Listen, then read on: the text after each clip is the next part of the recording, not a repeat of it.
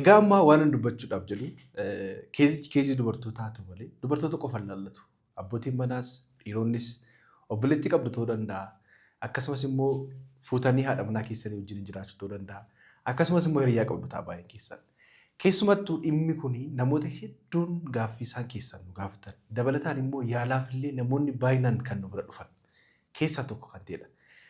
Dubartoonni yeroo baay'ee foolii qaama saalaa isaaniitiif akkasumas dhangala'aa qaama saalaa isaanii keessaa bahuudhaaf baay'ee dhiphatu jechuudha.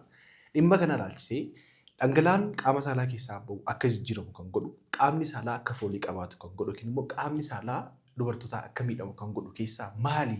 Of eeggannoo akkamii gochuu qabdu? Kan isin dhufu wantoonni kunniin wantoota isin guyyaa guyyaatti gootan, wantootuma isin gootan irraa kan isinitti dhufu garuu booddee sadarkaa hamaarra geenna dhibee hamaa kan isirraan ga'uu danda'uu fi of eeggannoo isin gochuu qabdan isinitti himuu barbaada jechuudha. Nagaa kun isin dagannee akkam jirtu kabajamtoota hordoftoota keenyaa.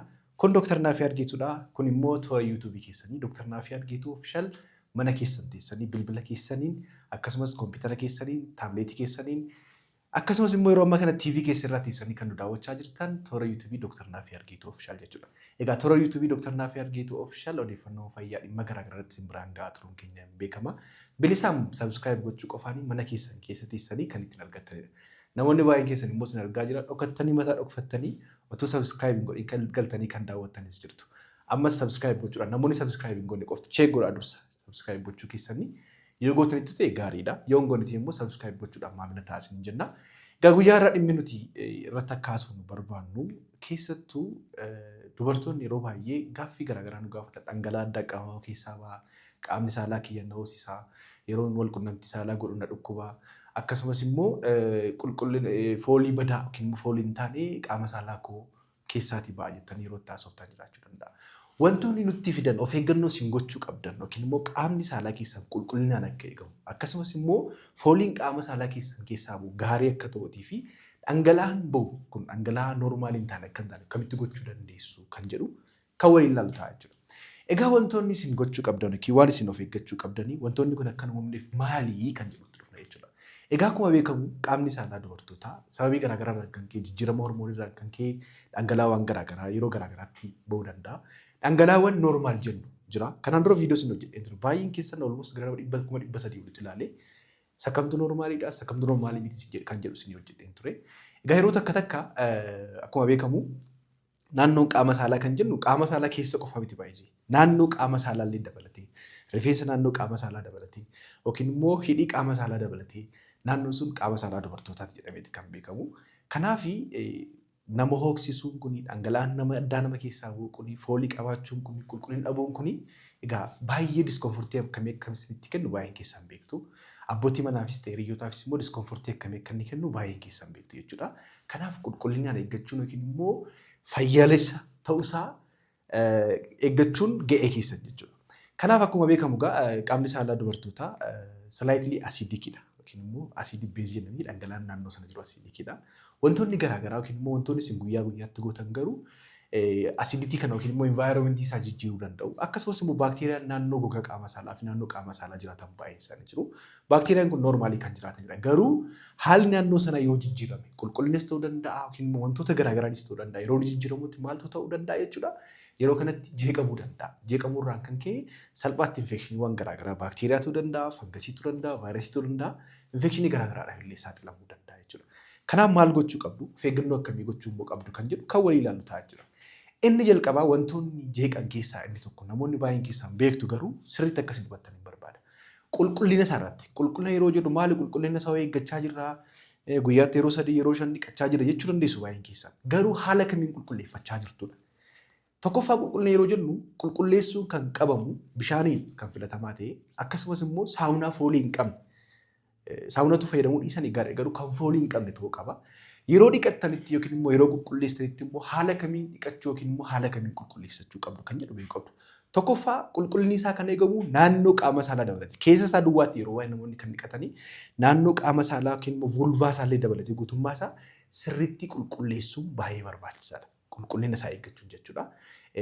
Kunis immoo bishaan filaashiti gochuudhaan ta'uu danda'a. Akkasumas immoo bishaan qulqulleeffachuudhaan ta'uu danda'a. Dabalataan immoo saamunaa foolii hin qabne yeroo baay'ee saamunaa namoonni baay'een urgeessuudhaaf yookiin immoo waan biraa gochuudhaaf waan garaagaraa yeroo isaatti fayyadaman argina. Namoota mana yaalaa dhufan yeroo baay'ee yeroo gaafadhu saamunaa garaagaraa foolii qabu, saamunaa adda addaa yeroo itti fayyadaman jira. Even doodiraantii yookiin immoo urgooftuullee kan itti biifan jiraachuu danda'a. Yookiin immoo foolii qaba jedhanii waan shakkaniif namoonni kana fayyadaman dubartoonni baay'een isaanii jechuudha. Kanaaf inni jalqabaa qulqullina isaa yeroo eeggattan guutummaa isaa qulqulleeffachuun baay'ee barbaachisaadha. Kana qofa miti immoo erga qulqulleeffattanii erga dhiqattanii booda maal gochuutu isinirraa eegama? Fooxaa yookiin immoo taawolii yookiin immoo erbee bitachuu qabdu. Erbee kun carqiin jiraachuu qaba. Carqiin qulqulluu ta'een qorfattanii erga qoore yookiin immoo erga bishaan sun irra qoore booda uffata jalaa yookiin immoo paantii uffachuun ni gorfama jechuudha. Kanaaf haala kanaan qulqulleeffachuudha. Inni kan biraa qulqullinaa wal qabatee inni tokko maalla? Namoonni waa'een keessan egaa qulqullina keessan eeggachuu dandeessu. Hunduma ta'uu dhiisuu danda'a. Fakkeenyaaf amma namoonni baay'een yeroo mana fincaanii dhaqan qofa. Fakkeenyaaf ganama irraa kaanii fincaa'uudhaaf yeroo sana qofa kan qulqulleeffatan. Kun garuu dogoggora. Yeroo mana fincaanii dhaqxan yookiin fincaa'uuf deemtan qofa osoo hin taane sirriitti yeroodhaa yerootti guyyaatti yeroo 2-3 ta'uu danda'a qulqullina isaa sirriitti eeggachuun baay'ee barbaachisaadha jechuudha. Kanaaf tokkoffaatti of eeggannoo isin gochuu qabdan keessaa inni tokko isa kana jechuudha. Kan biraan immoo namoonni kan immoo bishaan hin fayyadamne jiraachuu dandeessu. Haalli isin mijachuu dhiisuu danda'a. Iddoo bishaan jiraachuu dandeessu yookiin immoo aadaa akkasiis kan hin qabne namni jiraachuu danda'a. Meebii jiraachuu danda'a. Namoota baay'ee waan mudatee fi kanneen taawolii yookiin immoo sooftiis ta'uu danda'a yookiin immoo wanta ittiin qaama qulqulleeffatan fakkeenyaaf sagaraa erga teessanii booda kan qulqulleeffatanii haalli ittiin qulqulleeffatan illee baay'ee barbaachisaadha. Kun ijoollee keessaniif illee gargaara. Keessattuu ijoollee daa'imman keessan barsiisuu qabdu. Ijoollee shamarranii barsiisuu qabdu. Maaliif naannoon sagaraatii fi naannoon qaama saalaa akkuma beekamu naannoo walitti dhiyoo jira, fuulduraa dudduubaan jira. Yeroo erbee yookiin immoo tishuunis ta'uu danda'a sooftiidhaan qulqulleeffattanitti haala kamiin qulqulleeffachuu qabdu. Haalli ittiin qulqulleeffachuu qabdanii fakkeenya fuulduraatii gara dudduubaatti ta'uu qaba. Yookiin dudduubaatti gara fuulduraatti akkuma argaa jirtu dudduubaa gara fuulduraatti dhufu maal ta'a jechuudha.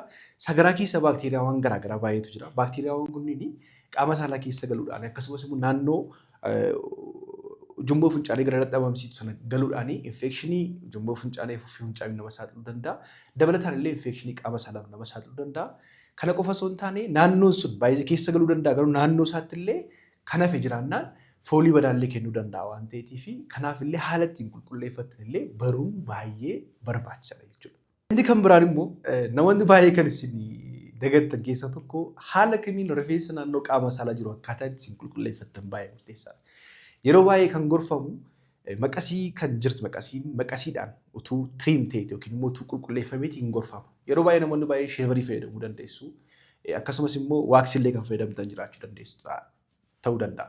Maaliif namni kamiyyuu guyyuudhaan kan godhu waan ta'eef maal godhaa fakkeenyaaf amma rifachuu danda'a waan ta'eef sinooksisuu danda'a. Sinooksisuudhaan infekshinii fangasiifis wantoota kan biraatiifis yookiin immoo naannoo rifeensi bubuqqee sanallee dhiitee malaa kuufachuu danda'a waan ta'eef fakkeenyaaf wantoonni akka finniisaa naannoo qaama saalaatti bu'uu danda'a. Diskomfortii isiniif kennuu danda'a waan ta'eef kan gorfamu yoo jiraate tiriim kan gochuu qabdanii maqasiidhaan tuuteetii baay'ee filatamaadha jechuudha.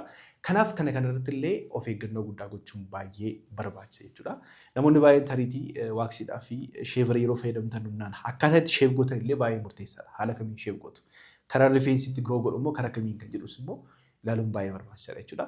Inni kan biraan uffata jalaa isin uffattan. Uffata jalaa uffachuudhaan ilaalchise. Fakkeenyaaf yeroo baay'ee wanta isin hubachiisuu barbaadu keessaa tokko filatamaa kan ta'u uffata kotan ta'e fayyadamuun baay'ee barbaachisaadha. Kotaniin kun absorb gochuu danda'a waan ta'eef dhangala'aa yookiin immoo jiidhina naannoo sana jiran absorb gochuu danda'a waan ta'eef seenteetik faayibarii caalaa paantii yookiin immoo uffata jalaa kotan uffachuun illee hin gorfama jechuudha. Kanaaf boor filatamaa kan ta'e utuu kana gootaniiti baay'ee gaariidha isin jechuun barbaada.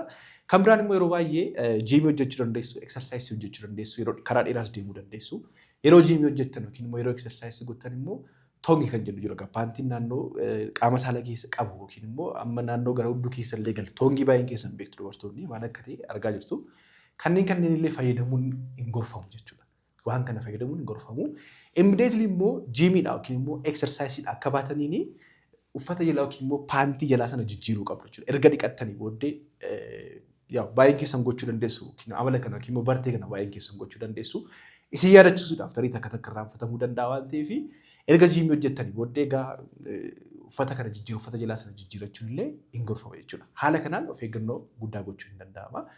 Inni kan biraan immoo namoota baay'eedhaaf kan isin barbaadu keessaa tokko maallaa keessattuu galgala yeroo raftanitti uffata jalaa utuu uffattanii rafuu dhaabattanii hin gorfama. Maaliif ereetiin naannoo qilleensa gahaa argata waan ta'eef qilleensi gahaa yookiin oksijiniin jiraannaan carraan nuti infekshiniidhaaf saaxilamuun baay'ee gadi bu'aa waan ta'eef Kanaatiif uffata galgala yeroo raftanii paantii ofirraa baastanii rafuun illee ni gorfama jechuudha. Inni kan biraan immoo yeroo dandeessan paantii guyyaa guyyaan jiru ni gorfama. Kan biraan immoo fakkeenya yeroo ministireeshin jiraatu ministiraal paadii guyyaatti yeroo 3 yookiin yeroo 4 jijjiiratanii hin gorfama. Yeroo tokko immoo yeroo 3 yeroo 4. Maaliif ministiraal paadiin kun dhiiga akkuma beektan yeroo ministireeshin yookiin immoo yeroo marsaan laguus ni dhufu dhiigni baay'achaa yeroo deemu naannoo sanatti ho'inoomuudhaan dhibee kan biraaf illee saaxiluu danda'a waan ta'eef kana kanallee of eeggannoo guddaa gochuun barbaachisaadha.